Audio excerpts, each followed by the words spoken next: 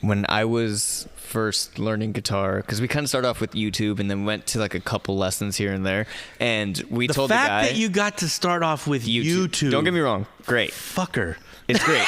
It's great. But like we went to a guitar, we went to a teacher for like maybe 3 or 4 lessons. And what year was this? Like 90? Oh, I mean, so I was 11 when I started. No.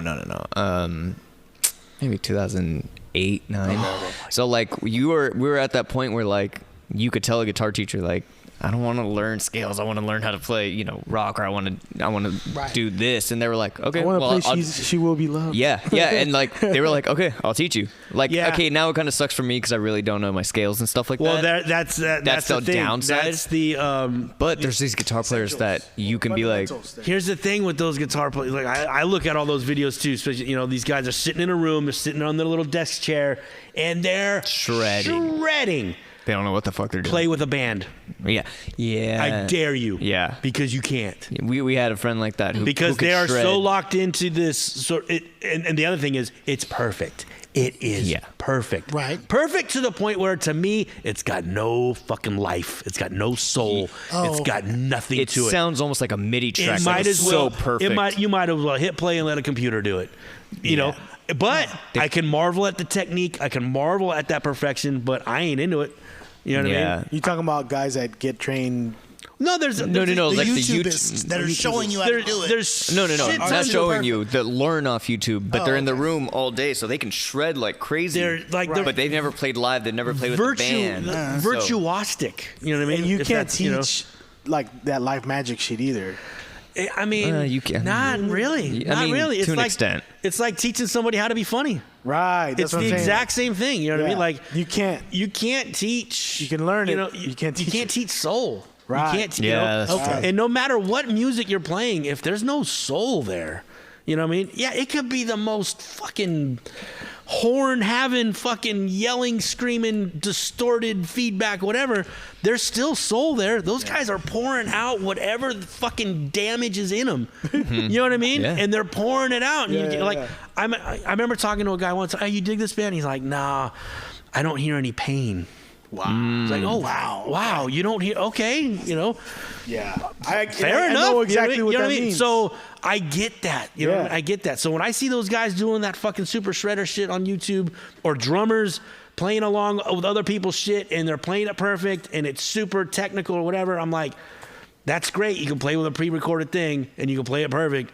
Can you get in a room and create? Right. It's something off the top. Can you put that antenna up and receive whatever that fucking signal is that we fucking receive, to create, to bring it into your brain, to put it into your hands, to make those notes happen in whatever order they need to be in for that harmony and for that melody and for that rhythm?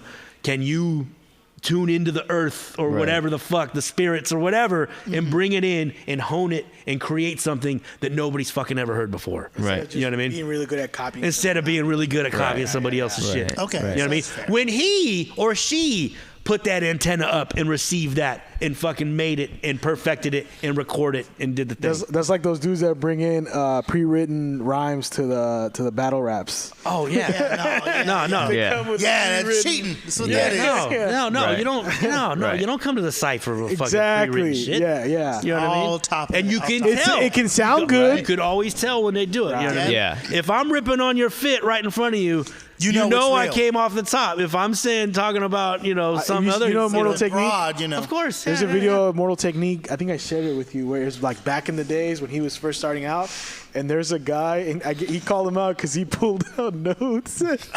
Nah. And he called him Hell out. nah. And he was rhyming on all that shit that he saw about. He was sharing notes with your homies, and he tore the dude apart, bro. It was like the most beautiful shit. Hell yeah, dude. Hell You yeah. can't. Yeah, dude.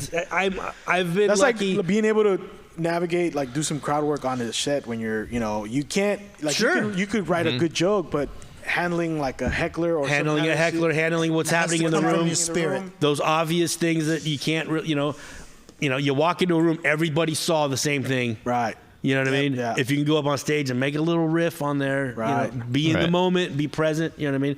With music, you know what I mean? If you're doing a band that does originals, maybe there's not a lot of room for improvisation, but at the same time, this is the emotion and this is the soul that you've put into your music, and you're gonna express this the best way you can.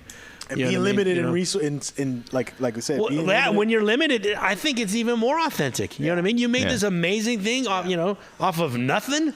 You know what I mean? And technology is such that it's pretty easy to do some pretty wowing stuff. You know what I mean? But at the same time, I've been fucking put on the floor emotionally with a dude in an acoustic. Right. You know what I mean? Mm-hmm. You know what I'm saying? Like, the simplest fucking thing. You know what I mean? Right. I see some dude fucking turning knobs and, getting a crowd all hype, but he's turning knobs. I'm good, man. I'm sorry. Right. I'm good. I've seen some drum solos with like one tom, snare, and just. That shit sounded like... Dude, look at those old Buddy Rich films. Yeah, Buddy Rich. That fucker was amazing. You know what I mean? Right. Like, still, to this day, like, jaw-dropping wowing. And then I'll see some other dick on fucking YouTube, the biggest kid in the world. Yeah. He's playing 1,000 miles an hour, but I'm just like... I guess. You know what I mean? I'm not feeling it. You know what I mean? And I love that shit. You know what I mean? Very athletic. You know what I mean? Yeah, exactly. Right. That's exactly what. Dude. He's hitting the gym. You know what I mean? I can't do it. Yeah. I can't do it. But you can play the show. But I'll do something else that will have some soul to it. Right. And at least you know what I mean. I feel. Because I know where I'm coming from. You know what it needs. That's the thing. I think I've been lucky that I've been able to find guys to play a certain kind of music where everybody's on the same page. Yeah. Everybody's working towards the same thing, and we're all putting in. Everybody's creating. Like, be it that I'm the drummer, I've been able to help make sense of how the song should be structured. Right. Maybe I didn't come in with a riff because my guitar playing's fucking terrible, but I'll hear a part. I'm like, that kind of feels more like a verse. That feels more like a chorus. Right. Let's put those two together like that. I think it needs a third part for a bridge. You know what I mean? But we can base it off of this riff. You know what I mean? Mm-hmm. But when the drumming, like, I love Metallica, but I don't like Lars' drumming. There was a time. If Dave Lombardo was in Metallica early days, it would have been a totally different band. It would have been a totally different band. But see, I think. But back in the day, so. There's some pretty inventive shit on those Metallica records. No, yeah, sure. There was a time where we couldn't wait for the next Metallica record to come out. I agree. You know what I mean? It was oh my God. I wasn't around for that, but you know what I mean? Like, what's he gonna play? How fast are they gonna go? Like, how those guitar solos gonna sound? Like, he was inventive. He was doing stuff that nobody was thinking of. He was thinking outside the box. So, his influences were a little bit different than everybody else's. You know what I mean? Right. There was a time where that dude was fucking badass. Yeah. I think he got more involved in other things outside of music and wasn't keeping those chops up. What I meant to say is, like, you can, like, you hear them now and like. I saw a video of Metallica and Hetfield was asking Lars. He's like, we were playing. And they were talking about a song from like Kill 'Em All. Yeah. He's like, we were playing and there was a kid in the front and he was air drumming, and there was a big fill that he air drummed before the chorus that you didn't do. Do you not play that fill anymore? Oh, shit. You know what I mean? And Lars, I don't know what you're talking about. And then they had video of it. Yeah. And someone pieced it together and had video of the kid air drumming the part that wasn't there. And Lars just kind of mail it in and just go for the easy part. You know what I mean? That actually happens a lot, though. But, I mean, the dude's fucking 59, 58, 60. You know what I mean? Like, that's, again, we're talking about athleticism. Right. They were one of the most aggressive bands there ever were. And so when they play those old songs, you're lucky they're still playing that fucking fast. Almost 60, dude, and trying to play that shit, dude. I don't fucking blame them. I don't. To only have one member missing in the original lineup, it is impressive. Sure. That's as long as they've been around. It doesn't happen very often. You know what I mean? But they're an aggressive band, and they have a big chunk of material that is aggressive and physically hard to play. Right. Can you believe the Voice Party has had merch this whole time and we neglected to tell anybody? T-shirts, hoodies, bath mats, wall clocks, throw pillows, even mini skirts. We will throw our logo on absolutely anything. Click the link in the description below and pick you up some Voice Party merch today.